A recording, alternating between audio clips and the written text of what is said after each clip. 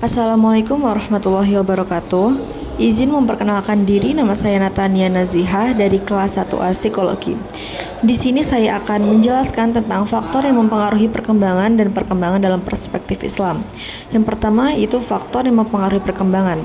Psikologi adalah ilmu yang mempelajari dan membahas tindakan dan perilaku manusia.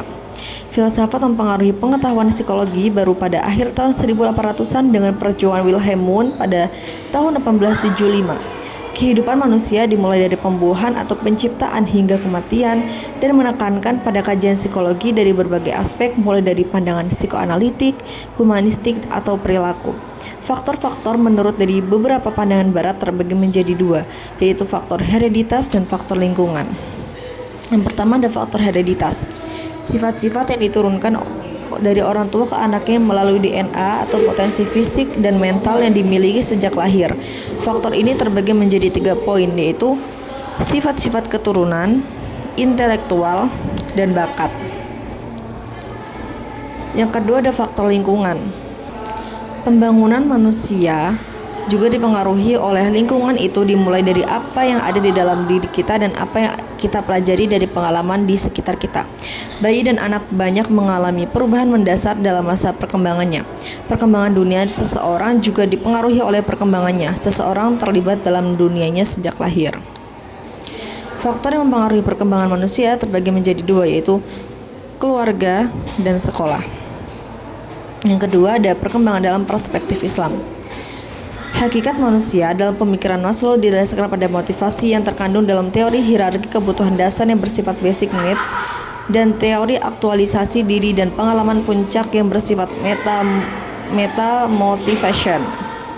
Manusia mempunyai kecenderungan untuk memenuhi kebutuhan jasmaninya yang terkandung dalam kebutuhan fisiologis, rasa aman, rasa memiliki, rasa harga diri. Kemudian manusia mempunyai kecenderungan untuk memenuhi kebutuhan non-fisiknya dengan meta motivation.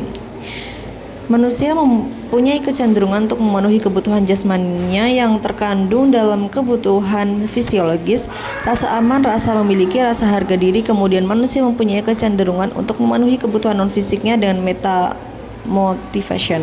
Adapun penjelasan konsep perkembangan menurut Abraham Maslow dengan teori hierarki. Yang pertama ada kebutuhan fisiologis. Kebutuhan ini berkaitan langsung dengan kelangsungan hidup manusia, sehingga pemuasannya tidak dapat ditunda. Kebutuhan-kebutuhan ini antara lain adalah meliputi kebutuhan makan, minum, oksigen, istirahat aktif, seks, dan stimulasi sensorik. Yang kedua ada kebutuhan akan keselamatan. Maslow memberikannya lebih rinci tentang kebutuhan ini, diantaranya kebutuhan akan keamanan, kemantapan, ketergantungan, perlindungan bebas dari rasa takut, cemas, dan kekalutan. Kebutuhan akan struktur, ketertiban, hukum, batas-batas, kekuatan pada diri pelindung. Yang ketiga ada kebutuhan akan rasa memiliki dan rasa cinta.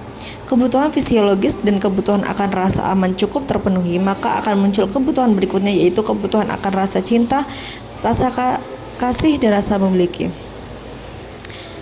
Yang terakhir ada kebutuhan akan harga diri. Setelah kebutuhan akan rasa cinta dan memiliki cukup terpenuhi, maka akan muncul kemudian adalah kebutuhan akan harga diri.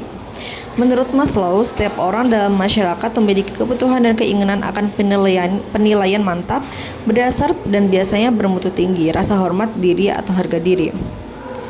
Meskipun seorang individu telah mampu memenuhi kebutuhan fisiologis, kebutuhan rasa aman, kebutuhan rasa cinta dan memiliki, serta kebutuhan akan harga diri, ia masih merasakan ada suatu kegelisahan dan perasaan tidak puas. Terima kasih.